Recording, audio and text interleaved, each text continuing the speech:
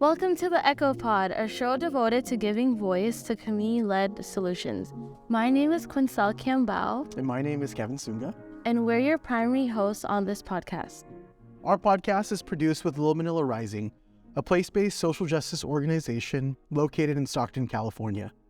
This is not your ordinary podcast, as it is representative of an entire community made up of diverse voices, experiences, and passions. In order to understand the unique nature of our podcast, we'll take you on a brief journey through Little Manila's rich history, share our story, introduce our community, and highlight the values that guide our work. In 1999, two newly graduated college students, Don Mabalon and Dylan Delvo, returned to Stockton after learning about the significance of their hometown to Filipino-American history. They literally found demolition equipment in front of buildings of what remained of the Little Manila community, the largest population of Filipinos in the world outside of the Philippines from the 1920s to the 1960s. They figured that someone should do something about this, so they started Little Manila Rising. They watched the buildings of one of the last remaining blocks in Little Manila get demolished to build a McDonald's restaurant and gas station. To them, they were not just buildings, but they were the last remnants of the Manong-Manang generation. The first generation of Filipinos to come to America in the 1920s and 1930s who worked backbreaking work in the fields of California in order to help their families in the Philippines. The Philippine-American War left the country devastated in the 1900s, leaving a generation of Filipinos with little economic opportunity. These Manongs and Manals, mostly Manongs since the ratio of Filipino men to women was 20-1, left their homes as teenagers and young adults, many never seeing their families again. The work of the Manongs and Manals would establish agriculture as the largest industry in California. They would fight injustice, forming farm labor unions and creating change for acts that would be considered inhuman today. Their activism would lead to the establishment of one of the largest social justice movements in American history, the joining of the Filipino Farm Labor Union, led by Larry Itliong, and Mexican Farm Labor Union, led by Cesar Chavez, to form one union, the United Farm Workers. Watching the buildings being destroyed, Don and Dylan vowed that the destruction would end there. Much of Little Manila was already destroyed in the early 1970s by the building of the Crosstown Freeway. Like other neighborhoods of color throughout America, decision-makers built a freeway through it, destroying family homes, businesses, community centers, and much more in the name of progress. In 2001, they rallied the community together to have the city designate the site as the Little Manila Historic Site. They began to sell Little Manila t-shirts to raise money to mark the area with banners and let people know of its significant history. In 2002, they dedicated the historic site and unveiled the banners. And in 2003, the city of Stockton named the area a commercial redevelopment zone with a developer who planned to tear everything down in order to build an Asian-themed strip mall. The plan was to destroy 8 square blocks that consisted of family homes, businesses, churches, nonprofits, and the historic buildings of Little Manila. With only 4 months to respond with a counter-proposal for redevelopment of the area, Little Manila activists got to work knocking on each door of every person in the affected area and invited them to be a part of envisioning what they would like to see in their community. Little Manila held 3 community chariots attended by over 200 people at each event. The National Trust for Historic Preservation named Little Manila one of the 11 most endangered historic sites in America. The story became an international story, leading the city to receive the most letters ever written against a city proposal. The exposure allowed a like-minded, smart growth developer that saw adaptive reuse of historic sites as a benefit to the development plan.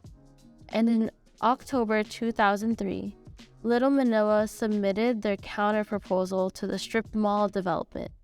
In the end, the city chose neither proposal and did not move forward with the redevelopment of the area.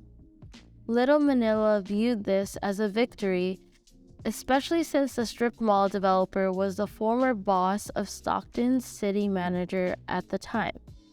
Also, this was at a time when sprawl development in Stockton was at an all-time high. It was the fastest growing city in America at one point, all of which helped to contribute to the largest municipal bankruptcy in America, prior to the city of Detroit's bankruptcy. In the beginning, Little Manila activists were involved to save a few buildings and protect the legacy of their ancestors. But in order to do that, they had to address the root of much of Stockton's problems: the consistent disenfranchisement of the poor and institutionalized racism. In the first half of the 20th century, Main Street was the dividing line for people of color in Stockton. If you were a person of color in 1930, the unspoken law was that you were not welcome north of Main Street, which is why communities of color existed to the south. That mentality transferred to the Crosstown Freeway in the late 1960s, with racial lines being replaced by class lines. The Crosstown Freeway not only destroyed Little Manila, but also Chinatown, which Stockton had the third largest Chinatown in California, and also Japantown. It is also important to note that there were two other options for placement of the Crosstown Freeway, which both would have nowhere near the devastating impact as where the freeway is today. In saving the historic buildings of Little Manila, activists had to engage a community that always felt under the threat of eminent domain, the city's ability to seize property and pay the owner its value. Because of municipal neglect, the community had some of the lowest property values in all of Stockton. A large percentage of residents in the area were property owners, many of them from families who had owned their property for multiple generations. With property costs skyrocketing in Stockton, the value of homes in Little Manila were nowhere close to the cost of homes in other places, essentially turning long-time property owners into renters. While Little Manila activists were knocking on doors, inviting residents to envision what they would like to see in their community, city council members walked the Little Manila neighborhood, notifying residents that their homes would be taken away. It was an unprecedented time of growth at any cost in Stockton. California Rural Legal Assistance successfully sued the city twice for destroying affordable housing without building replacement affordable housing. It was a complete municipal assault upon the most vulnerable communities in Stockton, a moral bankruptcy that would help lead to a financial bankruptcy. Little Manila's advocacy is based upon this early experience. The erasure of Filipino American history in the streets of Stockton was not an isolated matter. It was a part of a larger norm in the city of Stockton, that the poor and the people of color and their histories are unimportant. In fact, they are often seen as an obstacle to progress. The activists of Little Manila are dedicated to bringing multifaceted equity to Stockton. After generations of neglect of communities in the margins and the notion that diversity is a hindrance to progress, we believe in cherishing all communities and that diversity is our city's greatest asset. Little Manila Rising, also known as LMR, serves the South Stockton community, developing equitable solutions to the effects of historical marginalization, institutionalized racism, and harmful public policy. LMR offers a wide spectrum of programs that address education, environment, redevelopment, and public health. The EchoPod is a show devoted to the residents in our city. especially to the residents of South Stockton, California, who see the highest disparities in healthier outcomes and community investment compared to other communities in the city and the nation. Our community comprised of roughly 100,000 residents who represent a great diversity of people, from the Latinx, Black, Filipinx, Cambodian, and Hmong populations, experience some of California's highest poverty, unemployment, air pollution, groundwater contamination, and asthma rates. On this podcast, we will explore different perspectives and voices. We aim to promote understanding and awareness of the challenges faced by our marginalized communities and the innovative solutions community leaders are bringing forward to go against these challenges. Our work at Little Manila Rising centers around health equity, climate justice, community reinvestment, and cultural preservation. All of these topics are interconnected, and exploring the ways in which they intersect is crucial for understanding the broader landscape of social justice. Health equity, climate justice, community reinvestment, and cultural preservation are all important areas that affect marginalized communities in different ways. For example, low-income communities and communities of color are often disproportionately impacted by environmental issues such as air pollution and climate change. This can lead to negative health outcomes such as respiratory problems such as asthma and other health issues. Addressing these environmental issues is a matter of public health and social justice. Similarly, community reinvestment is an important aspect of social justice because it addresses the systemic disinvestment in certain communities that has contributed to poverty, lack of access to education and healthcare, and other issues. By reinvesting in these communities, we can begin to address these issues and improve overall health and well-being. Cultural preservation can intersect with public health by recognizing the importance of cultural practices and beliefs in shaping health behaviors and outcomes. It can also intersect with climate justice by acknowledging the impact of environmental change on cultural landscapes and traditional practices, and the role of culture in developing sustainable solutions. By exploring the ways in which these issues intersect and impact marginalized communities, we can begin to develop comprehensive solutions that address the root causes of these issues and create positive change. We started this show with the intent to capture human experiences. Sharing stories is an essential aspect of building empathy and understanding, and it can serve as a powerful tool for social change.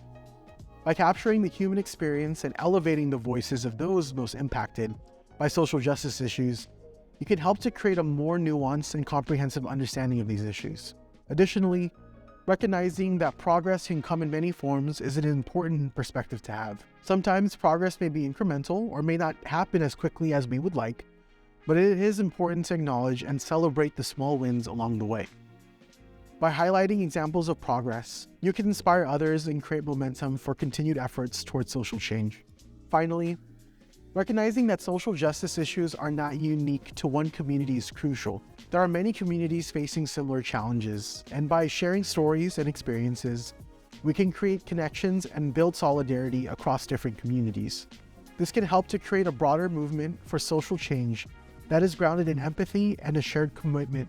This can help to create a broader movement for social change that is grounded in empathy and a shared commitment to justice. By inviting you, our listeners, to be an extension of your community, you are creating a sense of shared responsibility and collective action towards social change. We offer our show in various formats that includes interviews, in-depth discussions with subject matter experts, and audio stories.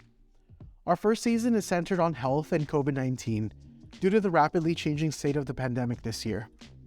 Throughout this season, we will reflect our community's experiences during COVID-19 and share best practices for maintaining physical and mental wellness as we transition into the endemic phase. You will get to meet some of our friends on the Decreasing Asthma Within Neighborhood team, or the DAWN team, who focus on asthma mitigation among residents in South Stockton, as well as our Healing Puso, or Filipinx, Uplifting Self and Others team, who will discuss how COVID-19 affects mental health and asthma. We will release a new episode every 2 weeks and also host some Instagram lives to engage with our listeners, you, our audience, and answer any questions. Be sure to follow us at Little Manila Stockton or at Echo Little Manila on Instagram and Facebook for new episode drops and IG lives, or visit our website, littlemanila.org.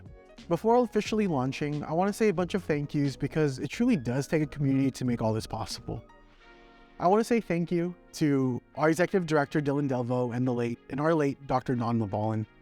Unfortunately, our co-founder, Don, passed away from an asthma attack in 2018, which prompted us to dive further in asthma mitigation work and health equity work. We want to say thank you to the Central Valley, Miwok, and Northern Valley Yokuts tribes for cultivating the land we now call Stockton, California. To the Manongs and Manongs that have sowed this land, facing adversity in our past to make our present and future possible. To the Little Manila team, a ragtag group of about 28 to 30 people, and growing now, trying to make a difference in perpetuating the mission and vision that our founders created. To our partners that allow us to make a difference because there are strength in numbers. Our funders from Public Health Institute, Together Towards Health, California Department of Public Health, Governor's Office of Strategic Partnership, and Sierra Health Foundation for making the show a possibility. And of course, to you, our listeners, for tuning in and being part of Collective Impact. Thank you, maraming salamat, and hope you enjoy the show.